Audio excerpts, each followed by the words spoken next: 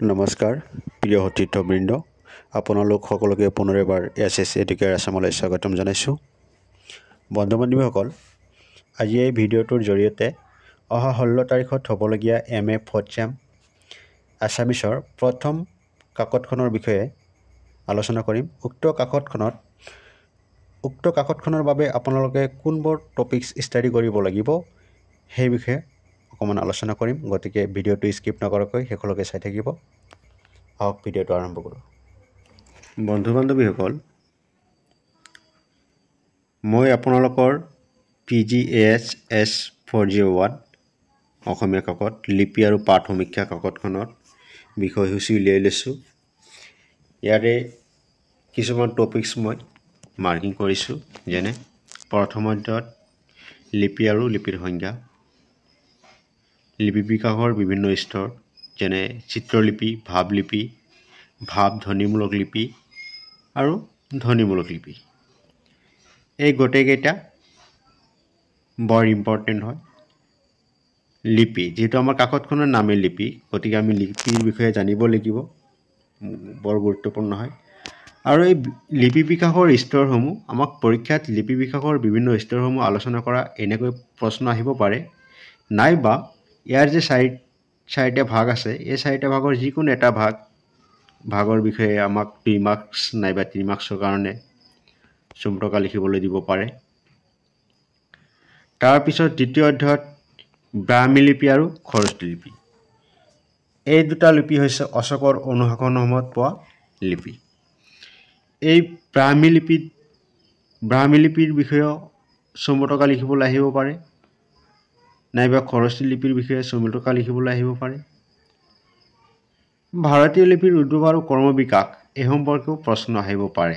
গতিকে ইয়াৰ মাজতে আপোনাৰ ব্ৰাহ্মী লিপিৰ বৈশিষ্ট্য নাইবা খৰস্বতী লিপিৰ বৈশিষ্ট্য যিকোনো প্ৰকাৰে হ'ব পাৰে। গতিকে এই টপিকছখিনিৰ বিষয়ে আপুনি অৱগত হ'ব পাৰিলে আপুনি এনচাৰ কৰিব পাৰিব। এই বিষয়ে মই ভিডিঅ' আপলোড কৰিছোঁ। ভিডিঅ'ত যিখিনি এনচাৰ মই লিখি দিছোঁ সেইখিনিৰ পৰাই আপুনি এনচাৰ কৰিব পাৰিব যিকোনো কুৱেশ্যন আহিলে ব্ৰাহ্মী লিপি বা খৰস্বতী লিপিৰ ওপৰত। ইয়াৰ পিছত ভাৰতীয় লিপিৰ উদ্ভৱ আৰু কৰ্মবিকাশ, ইয়াৰ পৰা মই কুটিল লিপিটো মাৰ্কিং কৰিছোঁ। আই থিংক কুটিল লিপিটো মই বৰ দৰকাৰী বুলি অনুভৱ কৰিছোঁ। আপোনালোকৰ 16/11/2024 তাৰিখত হ'বলগীয়া প্ৰথম কাকত পৰীক্ষাখনত কুটিল লিপিটো আহিব বুলি মোৰ ধাৰণা হয়, কাৰণ এইটো প্ৰশ্ন আপোনালোকৰ হোম এছাইনমেণ্টতো সুধিছিলে। সেইকাৰণে মই গুৰুত্বপূৰ্ণ বুলি ভাবি লৈছোঁ, বাকী বিশেষ একো নহয়। ইয়াৰ উপৰিও তাৰপিছত মই মাৰ্কিং কৰিছোঁ আপোনালোকৰ পাঠ সমীক্ষাৰ সাধাৰণ পৰিচয়। সাধাৰণ পৰিচয়টো আমি জানিব লাগিব, সাধাৰণ পৰিচয়টো নাজানিলে নহ'ব। পাঠ সমীক্ষাৰ সাধাৰণ পৰিচয় আমি জনাটো দৰকাৰ। তাৰপিছত পাঠ সম্প্ৰসাৰণ প্ৰক্ৰিয়া অধ্যায়টোৰ পুৰণি পুথিৰ সাধাৰণ বৈশিষ্ট্য ভেৰি ইম্পৰ্টেণ্ট হয়। মই আচলতে মোৰ বোধে মই যিখিনি বৰ ইম্পৰ্টেণ্ট বুলি ভাবিছোঁ মই সেইখিনিয়ে মাৰ্কিং কৰিছোঁ।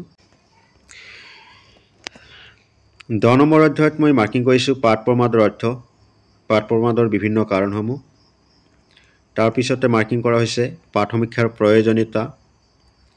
তাৰপিছতে আছে আপোনাৰ পাঠ সমীক্ষাৰ আধুনিক পদ্ধতিৰ অন্তৰ্গত দিশসমূহ।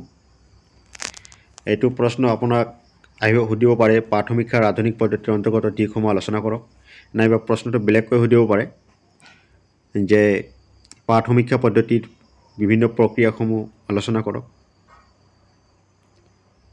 তাৰপিছত আছে আপোনাৰ অসমীয়া সাহিত্যত পাঠ সমীক্ষাৰ প্ৰয়োজনীয়তা।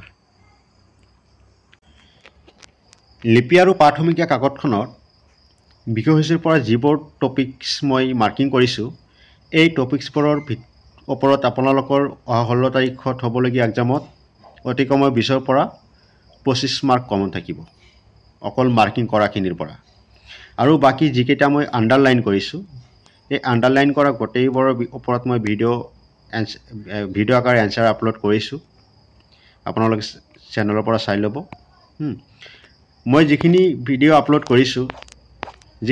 আপলোড কৰিছোঁ সেইকেইটা ভিডিঅ'ৰ পৰা আপোনালোকে অহা 16 তাৰিখৰ এক্সামত কমেও 80% কমন পাব বুলি মোৰ ধাৰণা হয়। প্ৰশ্ন যিকোনো প্ৰকাৰ সুধিব পাৰে, কিন্তু এনচাৰবোৰ সেইকেইটা ভিডিঅ'ৰ ভিতৰতে অন্তৰ্ভুক্ত হৈ আছে। আপোনালোকে অকল ভালদৰে ষ্টাডি কৰিব লাগিব। গতিকে প্ৰথম কাকতখনৰ ওপৰত আৰু কোনো ধৰণৰ ভিডিঅ' নিদিওঁ, আপোনালোকে এইখিনিয়ে ভালদৰে চাই ল'ব পাৰে। আৰু কাইলৈৰ পৰা দ্বিতীয় কাকতখনৰ ওপৰত ভিডিঅ' আপলোড দিবলৈ চেষ্টা কৰিম। তো সকলোকে আগতীয়াকৈ পৰীক্ষাৰ শুভেচ্ছা জনাইছোঁ। ধন্যবাদ, থেংক ইউ। আজিলৈ ইমানতে সামৰিছোঁ।